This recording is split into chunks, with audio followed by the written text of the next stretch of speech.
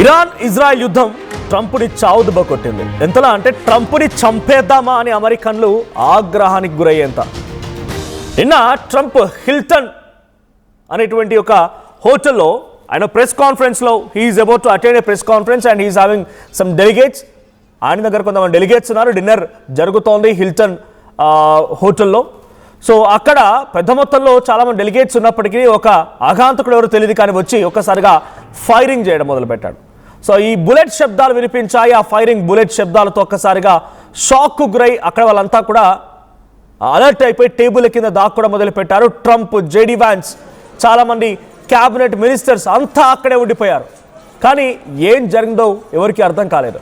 So ఇప్పుడు చెప్పేది ఒకటే, ట్రంప్పై ఏకంగా చంపేంత కోపం ఎందుకు వస్తుంది అమెరికన్స్కి? ట్రంప్ అనవసరంగా ఇరాన్ ఇజ్రాయెల్ యుద్ధం అని చెప్పి, రష్యా ఉక్రెయిన్ యుద్ధం అని చెప్పి, ఇండియా పాకిస్తాన్ యుద్ధం అని చెప్పి అమెరికాని బూచిగా చూపించి అమెరికా దేశాన్ని వాడుకుంటూ, అమెరికా ఆర్థిక స్థితిగతులను వాడుకుంటూ ఆయన అహంకారాన్ని, ఆయన యొక్క అహంభావాన్ని తీర్చుకునే ప్రయత్నం చేస్తున్నాడనేది అమెరికన్ సిటిజన్స్ చాలా బలంగా నమ్ముతున్నమాట. నిన్న కాల్పులు జరిపిన నిందితులకు సంబంధించి విషయం మనం ఇది మూడోసారి ఘటన. 2 ఏళ్లలోనే డొనాల్డ్ ట్రంప్ పైన 3 సార్లు జరిగింది ఇటువంటి ప్రయత్నం, ఆయన హతమార్చే ప్రయత్నం. అది 2024 జూలై 13. సో అక్కడ బట్లర్, పెన్సిల్వేనియాలో ఫస్ట్ ఇన్సిడెంట్. అదేంటి ఇన్సిడెంట్ ఏంటంటే ఎలక్షన్ క్యాంపెయిన్లో Trump was speaking at an outdoor campaign rally. Gunmen opened a fire from a roof top. ఒక రూఫ్ టాప్ నుంచి ఫైర్ చేయడం మొదలుపెట్టాడు. డొనాల్డ్ ట్రంప్ కుడివైపు చెవికి అది తగులుతూ వెళ్ళింది. సో దాంట్లో చాలా తీవ్రంగా ఆయన మొహం పైన రక్తం చిమ్మడంతో వెంటనే అక్కడి నుంచి ఇమీడియట్ సర్వీస్లో భాగంగా ఆయన తరలించే ప్రయత్నం చేశారు. This is the first incident మీరు చూస్తున్నారు. సో ఫస్ట్ విజువల్లో మీరు చూస్తుంది ఫస్ట్ ఇన్సిడెంట్. ఎలక్షన్ క్యాంపెయిన్లో ఆయనపై కాల్పులు జరపడం, అక్కడికి హుటాహుట్న సెక్యూరిటీ సిబ్బంది చేరుకోవడం, ఆయన అలర్ట్ చేసి అక్కడి నుంచి తరలించే ప్రయత్నం చేయడం. ఈ ఇన్సిడెంట్లో వన్ సపోర్టర్ కొరై కాంపెటోర్ అనేటువంటి వ్యక్తి కూడా ఫస్ట్ ఇన్సిడెంట్లో చనిపోయాడు. ఫస్ట్ పెన్సిల్వేనియా ఇన్సిడెంట్లో ఆయన ఎలక్షన్ క్యాంపెయిన్లో ఉండగా ఒక ఆయన సపోర్టర్ చనిపోయాడు.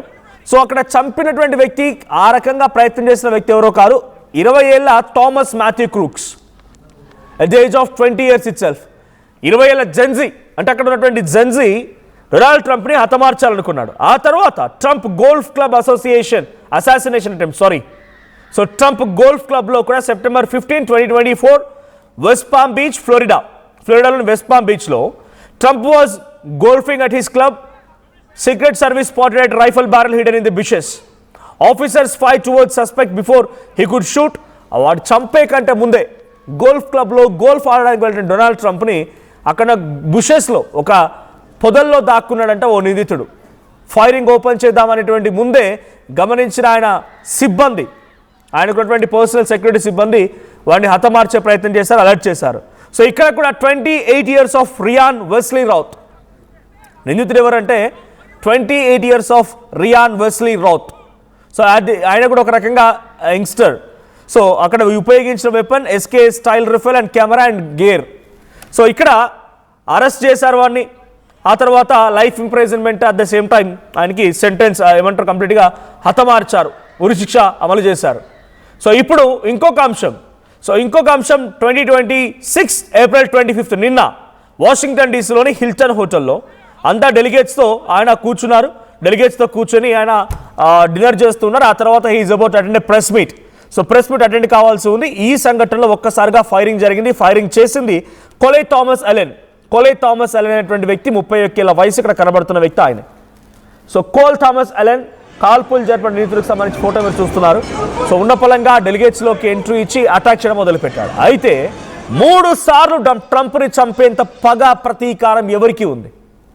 డొనాల్డ్ ట్రంప్ని చంపాల్సిన అవసరం ఎవరికి వచ్చింది? అక్కడ సామాన్య జనమే, వీళ్ళంతా కూడా సామాన్యులే. కోల్ థామస్ అలెన్ కానీ, గతంలో చెప్పినటువంటి రాయ్స్ వెస్లీ రౌత్ కానీ, అంతకంటే ముందు థామస్ మాథ్యూ క్రూక్స్ 20, 28 and 31 వీళ్ళ వయసు ఇది. వీళ్ళు డొనాల్డ్ ట్రంప్ని హతమార్చాలనుకున్నారు. సో అయితే ఇక్కడ దీని వెనక ఇరాన్ హస్తం ఏదైనా ఉందా, లేకపోతే ఆయనకి పడినట్టు వాళ్ళ హస్తం ఏదైనా ఉందా అనేది it's a question mark. Investigation is on going.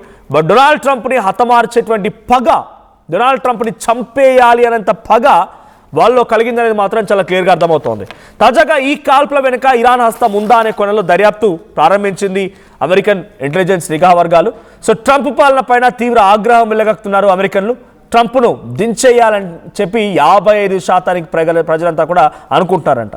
ఇరాన్పై Trump ఏకపక్షంగా సాగిస్తున్నటువంటి యుద్ధాన్ని వ్యతిరేకిస్తూ 66% పైగా ప్రజలు యుద్ధం పేరుతో వృధా ఖర్చు చేస్తున్నారని ఆగ్రహం వెలుగక్కుతున్నారంట. ఇక ఏప్రిల్ 10-14 మధ్యలో సర్వే నిర్వహించారు. ఈ సర్వేలో 1514 మంది అభిప్రాయాలు సేకరిస్తే దాంట్లో 66% హీ షుడ్ బి ఇంపీచ్డ్, ఆ స్థానం నుంచి ఆ కుర్చీలో నుంచి ఈ అహంకారాన్ని పక్కన పెట్టాలని రకంగా అనుకుంటున్నారంట. So before I continue with more updates, ఒకసారి నిన్న ఆ హోటల్లో ఎటువంటి కాల్పులు జరిగాయి, అక్కడ ఎటువంటి ఉద్రిక్తత పరిస్థితుల్లో కొని ట్రంప్ ఎలా భయపడిపోయాడు, అంతా టేబుల్ కింద ఎలా జాక్కున్నారో ఒకసారి ఆ విజువల్ చూద్దాం.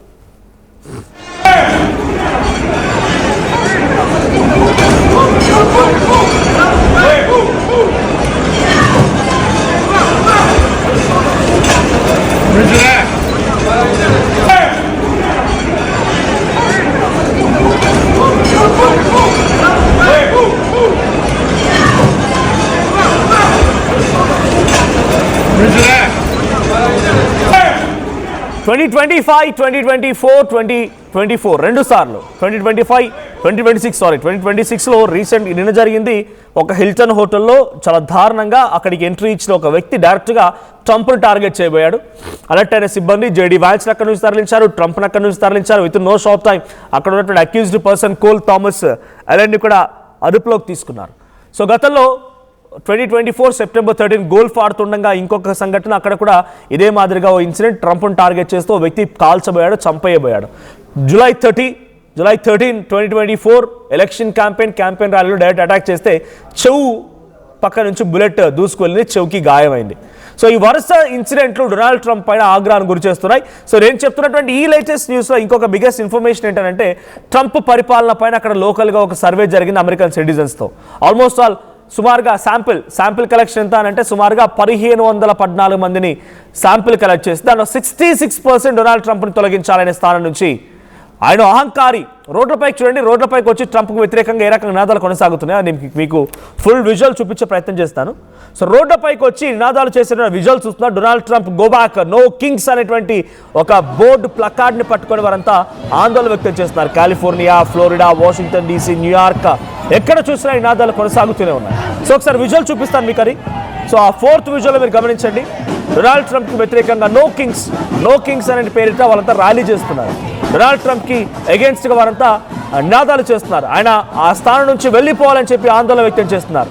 ఇరాన్ ఇజ్రాయెల్ కొట్టుకుంటూ ఉంటే మధ్యలో నువ్వెవడివే అక్కడికి వెళ్ళడానికి, అక్కడికి వెళ్ళి నువ్వెంత నీ ఏకపక్ష నిర్ణయంతో ఇరాన్పై యుద్ధం చేయడానికి, అమెరికాని ఫైనాన్షియల్గా కొలాప్స్ చేసి అమెరికా స్థితిగతుల మొత్తాన్ని దిగజార్చడమే నీ పిచ్చి ఆలోచన అంటూ అమెరికన్ సిటిజన్స్ మొత్తం కూడా వాళ్ళంతా ఆందోళన వ్యక్తం చేస్తున్నారు. గతంలో సిటిజన్షిప్, బర్త్రైట్ సిటిజన్షిప్ అని రకరకాల ఇంకా నిర్ణయాలు తీసుకున్నప్పుడు ఆయన ఏడాది పరిపాలన పూర్తవక మునిపే కాలిఫోర్నియా, లాస్ ఏంజలస్ ప్రాంతాల్లో డొనాల్డ్ ట్రంప్కి ఏకంగా డైరెక్ట్గా చాలా తీవ్రమైన వ్యతిరేకత ఎదురైంది. అక్కడ కూడా కస్టమ్స్ ఆఫీసర్స్ని ఇంటికి పంపించి అందరిలోకి పంపించి తనిఖీలు చేయించి వీసా, పాస్పోర్ట్లు ఇన్వెస్టిగేషన్ చేయించి ఆ తర్వాత అక్కడికి వచ్చినటువంటి పబ్లిక్ని హెరాస్ చేయించి వాళ్ళని పరిగెత్తించి నేషనల్ గార్డ్స్ చేత వాళ్ళని అటాక్ చేయించి కొట్టి దారుణాన్ని దమనకాండం సృష్టించారు అక్కడ ఆయన.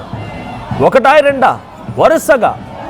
తర్వాత వెనిజువేలాపై అటాక్, వెనిజువేలా ప్రధాని కిడ్నాప్ చేయడం, గ్రీన్లాండ్ని స్వాధీనపరచుకోవడం, ఇరాన్ పైన ఈ రకమైన యుద్ధాలకు పిలుపునివ్వడం, ఇలా ప్రతి సంఘటన కూడా కొంత భయభ్రాంతులకు గురి చేస్తోంది.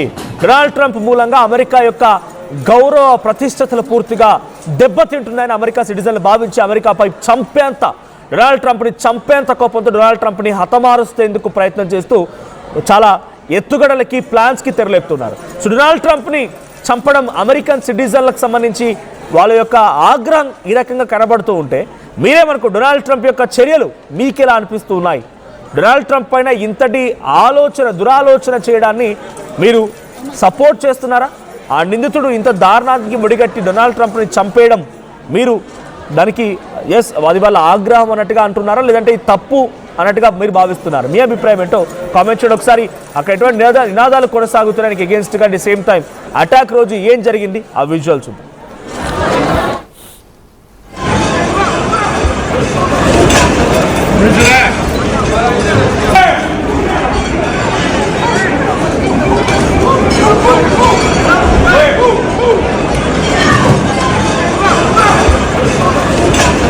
Roger that.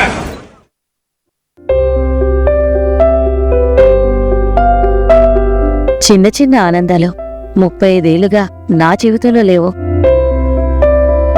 35 ఏళ్లుగా నేను డైపర్లలో బ్రతికాను. 6 సెంటీమీటర్ల ఫిస్టులా నా మూత్రాశయంలో లీకు కారణమైంది. ఎవరూ నాకు సహాయం చేయలేకపోయారు. AINUలో వైద్యులను కలిసే వరకు. అక్కడ వారు రోబోటిక్ శస్త్రచికిత్సతో నాకు పరిష్కారం ఇచ్చారు. వారు నా ఆత్మవిశ్వాసాన్ని కూడా తిరిగిచ్చారు. Precision Care makes it possible. The Center for Robotic Surgery at AINU. At KL, experience what it feels like to be a true engineer. KL deemed to be university.